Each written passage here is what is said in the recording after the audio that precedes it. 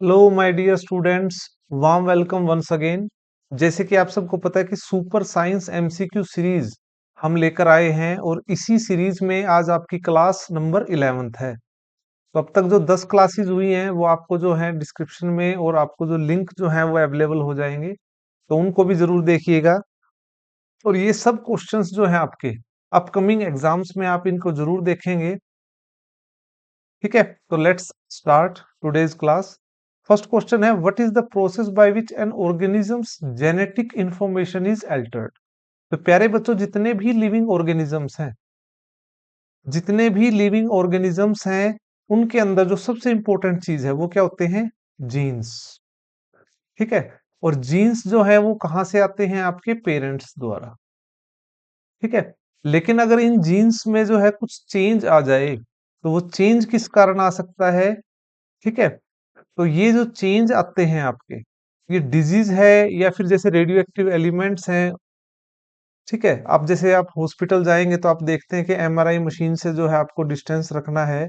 तो कुछ इस प्रकार की रेडिएशंस होती हैं जो जीन्स को जो है अफेक्ट करती है, उसके अंदर जो प्रोटीन है उसको चेंज करती है। तो उस प्रोसेस को क्या कहा जाता है?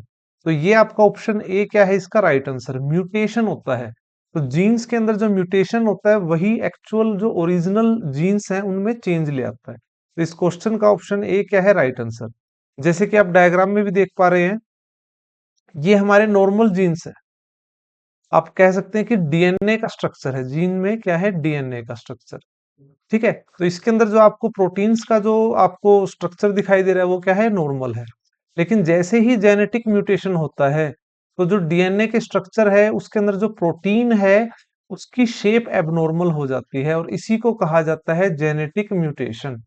ठीक है, नेक्स्ट क्वेश्चन है, which scientist develop the theory of evolution. तो थ्योरी ऑफ एवोल्यूशन जो है वो किसके द्वारा दी गई थी? तो ये थ्योरी दी थी चार्ल्स डार्विन। ये इंपॉर्टेंट क्वेश्चन है प्यारे बच्चों, कि किस प्रकार से जो है मानव जो है वो विकासशील बना, विकास कैसे हुआ उसका, वो कंप्लीट जो है उसकी थ्योरी जो है चार्ल्स डार्विन ने दी थी। और बड़ी ही शानदार लाइन है, सर्वाइवल ऑफ द फिटेस्ट। ठीक है, इस मैकेनिज्म के ऊपर ही बेस्ड है ये इवोल्यूशनरी चेंज जो लेके आया था। ठीक है, आप देख पा रहे हैं किस प्रकार से जो है हम एक मंकी से धीरे धीरे रिक्वायरमेंट के अकॉर्डिंग सरवाइव होने के कारण जो है हमारा जो ग्रोथ हुई है। ठीक है, तो ये थ्योरी दी थी चार्ल्स डार्विन ने, ये आपको ध्यान रखना है। मेंडल जो है, मेंडल ने जो है, आप कह सकते हैं इसको फादर ऑफ जेनेटिक भी कह सकते हैं हम। ठीक है, तो ग्रेगर मेंडल जो है इनको कहा जाता है फादर ऑफ जेनेटिक्स। तो ये आपका इंपॉर्टेंट क्वेश्चन है। तो जेनेटिक्स के बारे में मेंडल द्वारा बताया गया था। लुइस पास्चर जो है इन्होंने रेबीज के टिक्के की खोज की थी। रेबीज की वैक्सीन जो है लुइस पास्चर द्वारा बनाई गई थी। ठीक है, इसको आप ध्यान रखेंगे। मिल्क पास्चराइजेशन का मेथड भी इनके द्वारा दिया गया था। एल्बर्ट आइंस्टीन, एल्बर्ट आइंस्टीन जो है इन्होंने थ्योरी ऑफ रिलेटिविटी दी थी। क्या दिया था? थ्योरी ऑफ रिलेटिविटी, जिसमें आप देखते हैं E is equal to M C square. ठीक है, तो ये सभी चीजें आपको क्वेश्चंस के साथ में करवाता चलूंगा। फिलहाल इस क्वेश्चन जो थ्योरी ऑफ एवोल्यूशन है इसको डेवलप करने वाले थे डार्विन। ओके, मेंडल ने फादर ऑफ जेनेटिक्स कहा जाता है, जीन्स के बारे में बताया था। रेबीज के टीके की इन्वेंशन पॉस्चर द्वारा। ठीक है, नेक्स्ट क्वेश्चन है, what is the scientific term for the study of structure, behavior and evolution of universe। मतलब कि जो ब्रह्मांड के अध्ययन को क्या कहा जाता है? तो उसको कहा जाता है प्यारे बच्चों कोस्मोलॉजी। तो option A is the right answer. ठीक है, तो ब्रह्मांड का जो अध्ययन होता है वो किसमें होगा? कोस्मोलॉजी के अंदर होता है। एस्ट्रोनॉमी, एस्ट्रोनॉमी होता है जब हम बाह्य पिंडों को पढ़ते हैं, अलग अलग ग्रहों को, अलग अलग पिंडों के बारे में जब हम स्टडी करते हैं, अलग अलग प्लैनेट्स के बारे में, अंतरिक्ष के बारे में जो हम स्टडी करते हैं वो होती है एस्ट्रोनॉमी। और अंतरिक्ष में जो ग्रह हैं उनको अध्ययन जब ज्योतिष करता है उसको कहा जाता है एस्ट्रोलॉजी। जियोलॉजी होता है जो रॉक्स, प्लांट्स, सॉरी रॉक्स और अर्थ को स्टडी करते हैं, तो वो सब आ जाएगा आपका इसके अंदर। ठीक है, तो फिलहाल इस क्वेश्चन के लिए ऑप्शन ए क्या है आपका right answer? Which type of energy is associated with motion. तो वो एनर्जी जो मोशन के द्वारा प्रोड्यूस होगी वो क्या कहलाती है, हमारी काइनेटिक एनर्जी। तो इसको आप ध्यान रखेंगे, गतिज ऊर्जा कहेंगे। ठीक है। तो जो पोटेंशियल के अंदर के कारण होगी वो पोटेंशियल एनर्जी होती है, जो हीट के कारण होगी वो thermal energy. What is the largest organ of the human body. हमारे शरीर का सबसे बड़ा अंग होता है प्यारे बच्चों स्किन। इसको आप ध्यान रखेंगे, अगर स्किन ऑप्शन में नहीं दिया है तब आप लीवर के साथ जाएंगे। लीवर जो है वो हमारा largest gland of human body आप कह सकते हैं। ठीक है। तो ये चीज आपको ध्यान रखनी है। Which vitamin is essential for vision. आंखों के लिए विटामिन ए जो है इंपॉर्टेंट है। तो ये आपका राइट आंसर है, क्योंकि विटामिन ए जो है वो हमारे रोड सेल और कोन सेल इनके लिए पिगमेंट को डेवलप करता है। ठीक है। तो वही चीज जो है हमारे फिर विजन के लिए इंपॉर्टेंट होती है। तो विटामिन ए बहुत इंपॉर्टेंट है। नेक्स्ट है, what is the process by which the earth plates move. जो हमारी पृथ्वी है उसके नीचे जो रॉक्स हैं, चट्टाने हैं, वो एक पर्टिकुलर अलग अलग लेयर्स हैं उनके प्यारे बच्चों। तो वो जो अर्थ की प्लेट्स मूवमेंट करती है, अर्थक्वेक आता है, वो कौन सा प्रोसेस है, वो है हमारा प्लेट टेक्टोनिक्स। और ये इंपॉर्टेंट है प्यारे बच्चों। ठीक है, इसको आप ध्यान रखेंगे। तो अर्थ प्लेट्स मूवमेंट करती हैं तो वो कौन सी प्रोसेस होता है, प्लेट टेक्टोनिक्स होता है। तो अलग अलग जो है, आप जैसे इस डायग्राम में आप देख पा रहे हैं, ओशियन, अर्थ और ये अर्थ का क्रस्ट जो है, ये अलग अलग प्लेट्स होती हैं जो आपको दिखाई दे रही हैं। जैसे कि ये देखिए, आप प्लेट्स जो हैं इस तरह से, ये अलग अलग शेप है। और जो ये प्लेट्स जब इस तरह से मूवमेंट करती हैं, ठीक है, तो इस तरह से मूवमेंट करने के कारण क्या आता है, अर्थक्वेक आता है, अर्थक्वेक। तो इसको आप ध्यान रखेंगे। नेक्स्ट है, which type of rock is formed from the alteration of existing rock. तो वो कौन सी चट्टाने हैं जो एग्जिस्टिंग रॉक के अल्ट्रेशन से तैयार होती हैं। तो वो होती है हमारी मेटामॉर्फिक। तो इसको आप ध्यान रखेंगे। तीन तरह की रॉक्स होती हैं, इनको आप ध्यान रखेंगे। डायग्राम से आप समझिए, ये बहुत ही अच्छा डायग्राम है आपको समझने के लिए। तो ये देखिए आप, जो हमारे अर्थ का क्रस्ट है और मेंटल जो है, इसमें क्या होता है, नीचे ज्यादा टेम्परेचर, प्रेशर भी बहुत ज्यादा है, टेम्परेचर भी बहुत ज्यादा है। उसके कारण क्या होता है, यहाँ मोल्टन स्टेट जो है एग्जिस्ट करती है। ये लिक्विड फॉर्म जो है प्रेशर के कारण बाहर आती है। लावा जो है लावा की फॉर्म में बाहर आएगी। और जब ये ठंडी हो जाएगी तो ये क्रिस्टलाइजेशन ऑफ मैग्मा, जब ये ठंडी हो जाएगी तो किस में कन्वर्ट हो जाएगी, हमारी इग्नियस रॉक में। तो फर्स्ट टाइप ऑफ रॉक होती है इग्नियस, जो लावा जो है बाहर निकलता है और उसके ठंडे होने के बाद जो बनती है। और इसके बाद जब ये लेयर रॉक तैयार होती है तो वेदरिंग, बारिश होने के कारण, ठीक है, उसके कारण क्या होगा, इसका जो है डिकम्पोजिशन होगा। और ये जो है धीरे धीरे आपकी सेडिमेंट के तौर पर टूटने लगेगी और टुकड़ों में डिवाइड हो जाएगी। और उसके बाद वो धीरे धीरे एक जगह इकट्ठे होने के बाद फिर दोबारा ये क्या होंगे, एक दूसरे के साथ जुड़ जाएंगे, कॉम्पैक्ट हो जाएंगे, सीमेंटेशन होगा। और वो फिर जो कन्वर्ट होगी वो किस में हो जाएगी, सेडिमेंट्री रॉक्स के अंदर। तो ये सेकंड टाइप की होती है। और उसके बाद फिर हाई टेम्परेचर और प्रेशर के कारण फिर ये किस में कन्वर्ट हो जाएंगी, मेटामॉर्फिक में। इस तरह से कन्वर्ट होंगी प्यारे। और फिर मेल्ट होकर फिर दोबारा वही प्रोसेस चलेगा। तो इस प्रकार से जो है ये तीन तरह की आपकी रॉक्स होती हैं। जो एग्जिस्टिंग रॉक्स के अल्ट्रेशन से बनती हैं वो कौन सी होती है, मेटामॉर्फिक। आपको डायग्राम में भी दिखाई दे रहा है। ओके। नेक्स्ट क्वेश्चन है, विच part of human brain perform reflex action. ठीक है, तो रिफ्लेक्स एक्शन जो है वो बॉडी का कौन सा पार्ट, तो ये ब्रेन का पार्ट भी नहीं हम कहेंगे, आप ये कह सकते हैं which part of human body perform reflex action. ठीक है। और वो जो परफॉर्म करता है with the help of brain ही करेगा, इसमें कोई वो नहीं है। लेकिन इसमें आप ये ध्यान रखेंगे कि रिफ्लेक्स एक्शन जो है वो किसके द्वारा करते हैं, ये इंपॉर्टेंट आपका। तो ऑप्शन सी जो है आपका राइट आंसर है, जो स्पाइनल कॉर्ड होती है। तो स्पाइनल कॉर्ड अगर हम बात करें, जैसे आप डायग्राम से समझिए, तो जो हमारी नेक होती है, ठीक है, इस नेक के ऊपर ही हमारी पूरी खोपड़ी जो है, स्कल जो है वो आता है।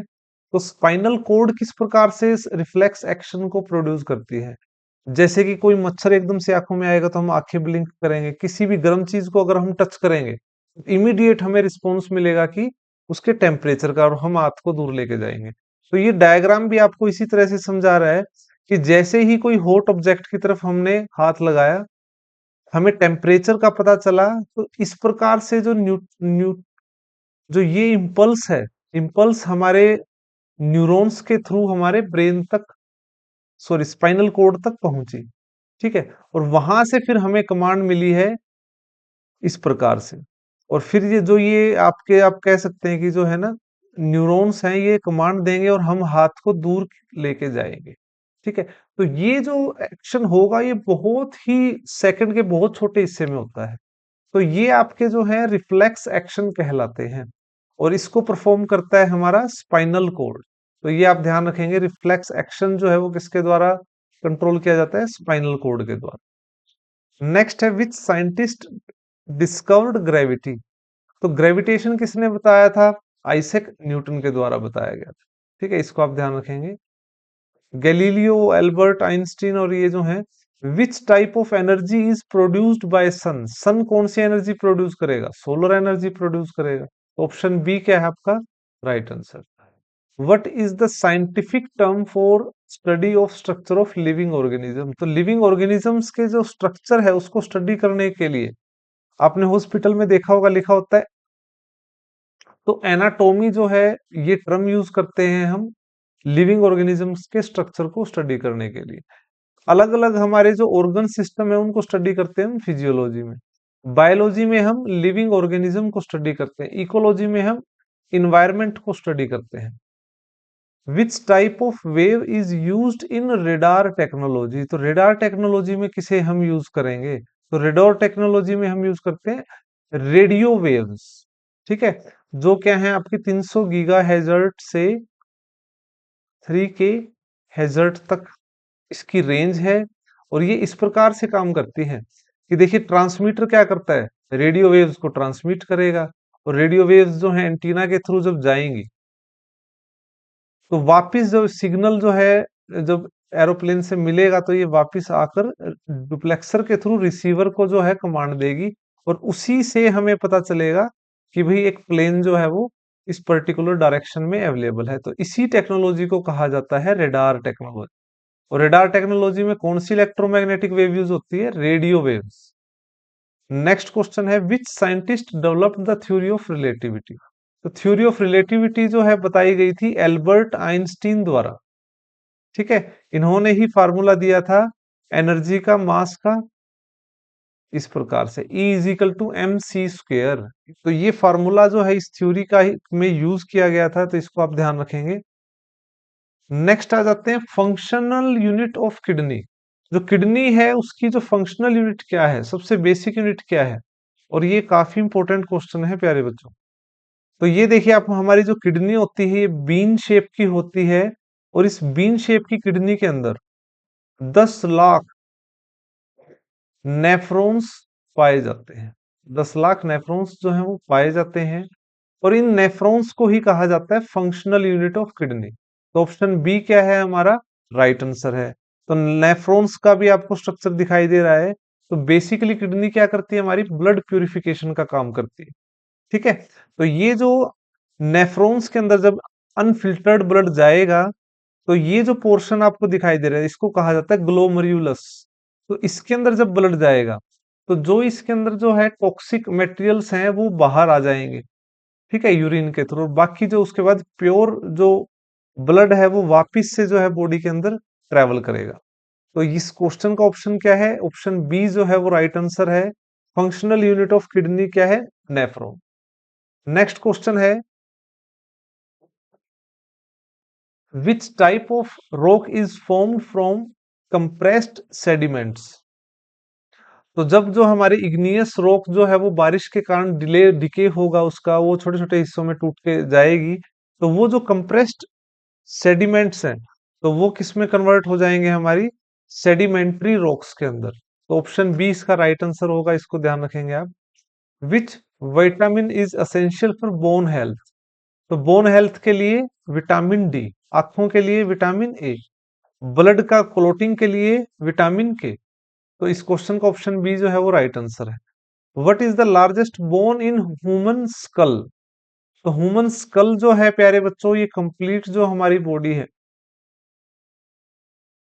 बॉडी का ये जो हमारा इस धड़ से ऊपर का जो हिस्सा है, इसको कहेंगे हम स्कल, जिसे क्या कहते हैं, खोपड़ी। तो इसकी सबसे बड़ी बोन हमें बतानी है। तो सबसे पहले ह्यूमन स्कल के अंदर कितनी बोन्स होती हैं? 29 बोन्स होती हैं, जिसमें से 8 तो होती हैं हमारी ब्रेन में, ठीक है। उसमें से 14 होती हैं हमारी फेस की बोन्स होती हैं, 6 होती हैं हमारी ईयर की, आंखों की, ठीक है। और एक जो होती है वो नेक के पास जो है वो होती है फ्लोटिंग। तो इस प्रकार से टोटल कितनी होगी हमारी? 29।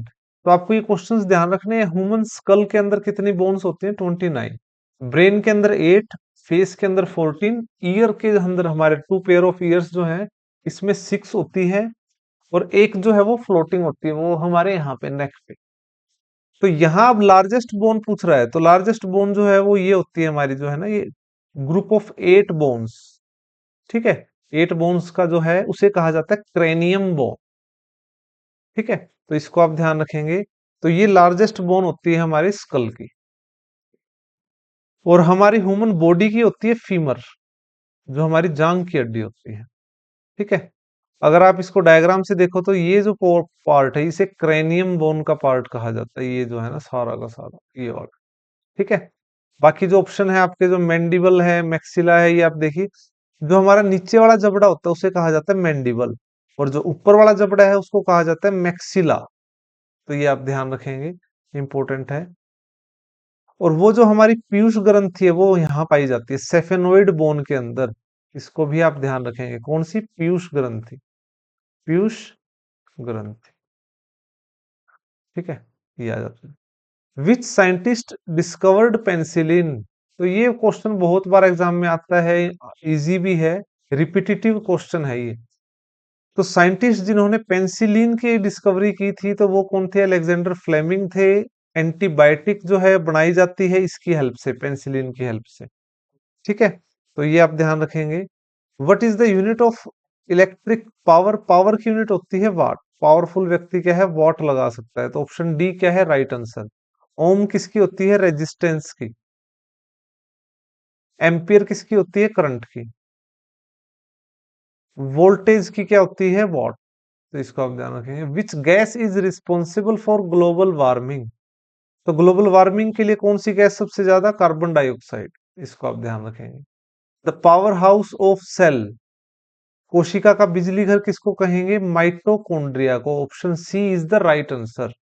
तो माइटोकॉन्ड्रिया, जैसे कि आपको ये कंप्लीट सेल है, सेल का स्ट्रक्चर आपको दिखाई दे रहा है, जिसमें सेंटर में आपको जो है क्या दिखाई दे रहा है? Nucleus of the cell, nucleus of the cell, ठीक है। तो इसी तरह जो साइडों में आपको दिखाई दे रही है, ये क्या है? माइटोकॉन्ड्रिया। और यहीं पर जो है क्या है, इसको बिजली घर कहा गया कि यहीं पे हमारी एनर्जी जो है वो बनती है और स्टोर होती है एटीपी की फॉर्म में, एडिनोसिन ट्राइफॉस्फेट के फॉर्म में, ठीक है। और माइटोकॉन्ड्रिया ही सेल का वो दूसरा पार्ट है जिसके अंदर डीएनए पाया जाता है। एक तो पाया जाता है न्यूक्लियस के अंदर, और सेकेंडली जो डीएनए किसमें पाया जाता है? माइटोकॉन्ड्रिया के अंदर। ये आप ध्यान रखेंगे, ये इंपॉर्टेंट क्वेश्चन है, इसलिए ही मैंने ये डायग्राम दिखाया, ठीक है। तो डीएनए जो है जेनेटिक मटेरियल, एक तो पाया जाता है न्यूक्लियस ऑफ द सेल, और सेकेंडली पाया जाता है mitochondria of the cell. Next question है, if velocity of a body is doubled, its kinetic energy become. अगर हम किसी ऑब्जेक्ट की वेलोसिटी को डबल कर देंगे, वेलोसिटी को हमने कर दिया डबल, तो काइनेटिक एनर्जी क्या होगी? तो काइनेटिक एनर्जी और वेलोसिटी का क्या रिलेशन है? इसका फार्मूला है हाफ एम वी स्क्वेयर, मास और वेलोसिटी। तो आप ये देखिए, अगर हम वेलोसिटी को डबल कर देंगे, ठीक है, मान लो क्या है, वी को 2v कर देंगे, तो ये क्या हो जाएगा? 4v स्क्वेयर, ठीक है। तो वेलोसिटी जो है वो क्या हो गई हमारी? डबल होने से काइनेटिक एनर्जी क्या होगी? 4 गुना, 4 टाइम्स। तो ये आपको ध्यान रखना है। ऑप्शन बी क्या है हमारा? Right answer. नेक्स्ट आते हैं, what is the chemical formula of common salt? Easy question है। ऑप्शन बी क्या है? NaCl, sodium chloride. Chemical name क्या है इसका? सोडियम क्लोराइड, ठीक है। इसी को कॉमन साल्ट हम कहते हैं। NaOH को कहा जाता है कास्टिक सोडा, कास्टिक सोडा, ये आप ध्यान रखेंगे। विच device convert light energy into electrical energy, तो लाइट एनर्जी को इलेक्ट्रिकल एनर्जी में कन्वर्ट करता है। जनरेटर क्या करता है, मोटर क्या करता है, आपको पता होना चाहिए। मोटर क्या करती है, इलेक्ट्रिक एनर्जी को मैकेनिकल एनर्जी में कन्वर्ट करती है। जनरेटर क्या करता है, मैकेनिकल एनर्जी को इलेक्ट्रिक एनर्जी में कन्वर्ट करता है। ट्रांसफॉर्मर क्या करता है, एसी को इंक्रीज और डिक्रीज कर सकता है, अल्टरनेट करंट को इंक्रीज कर सकता है और डिक्रीज कर सकता है।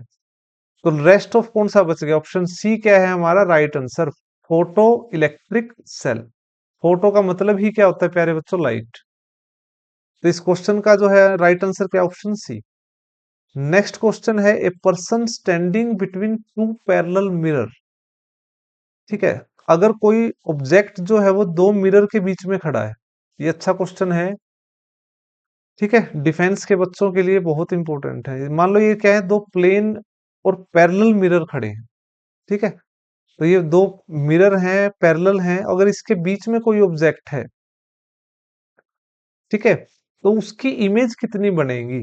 तो पहली बात तो ये प्यारे बच्चों की जो है ना, ये टू पैरेलल मिरर, ये प्लेन मिरर है।